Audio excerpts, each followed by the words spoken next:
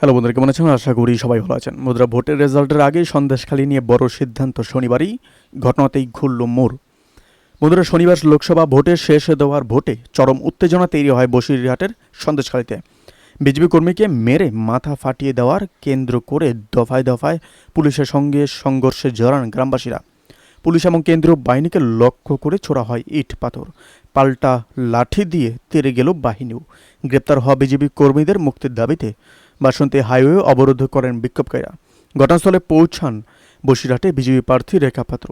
সেই ঘটনাকে কেন্দ্র করে ফের সন্দেশখালীতে কিছু অংশে জারি হলো 144 ধারা। জানা গিয়েছে, নাজ্জাত থানা এলাকায় বায়ারমারি, রাজারবাড়ি, মঠবাড়ি ও সরবেরিয়া এলাকায় জারি করা হয়েছে 144 ধারা। রবিবার সকাল 6টা থেকে 4 জুন সকাল 6টা পর্যন্ত 144 ধারা বলবৎ থাকবে বলে খবর।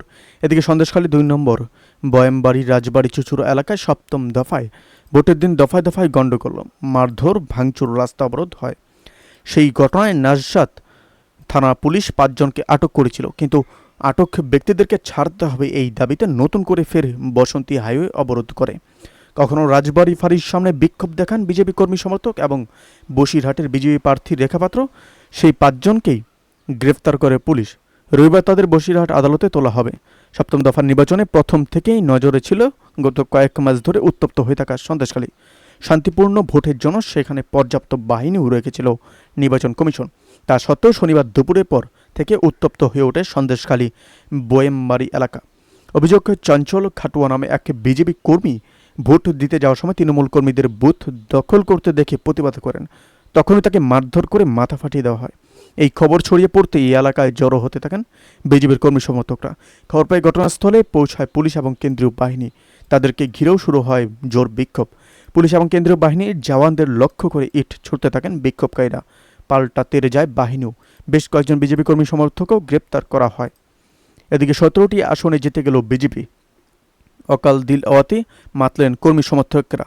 লোকসভা ভোটের গণনা আগেই বিজেপির জয় জয়কার। সিকিমে না হলেও অরুণাচল প্রদেশের বিধানসভা ভোটে বিপুল ভোটে জয় পেয়ে নতুন করে সরকার গড়ার পথে গেরুয়া শিবির। এদিকে খুশিতে রীতিমতো নাচছেন বিজেপি কর্মী সমর্থকরা। জানা যাচ্ছে, অরুণাচল প্রদেশে ফের ক্ষমতায় ফিরতে যা চলছে বিজেপি কর্মীরা। দলের এহনো জয়ের জেরে ইটানগড়ে পার্টি অফিসের বাইরে বাজি ফাটাচ্ছেন কর্মী সমর্থকরা। ক্ষমতাসীন বিজেপির ইতিমধ্যে অর্ধেক পথ অতিক্রম করেছে। ইতিমধ্যে 17টি আসনে জিতে গিয়েছে এবং আরও 29টি আসনে এগিয়ে গিয়েছে পদ্মশিবির। অন্যদিকে ন্যাশনাল পিপলস পার্টি এগিয়ে রয়েছে 6টি আসনে। রাজ্য বিধানসভা 60টি বিধানসভা আসনের মধ্যে 31টিতে সংখ্যাগরিষ্ঠতা জরুরি।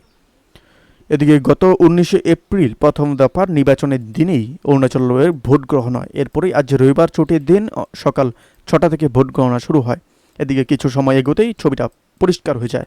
আনুমানিক 82.71 ভোটে ভোটার বিধানসভা নির্বাচন তাদের ভোটাধিকার প্রয়োগ করে ইভিএমে সিল করা 143 জন প্রার্থীর ভাগ্য নির্ধারণ করেছিলেন।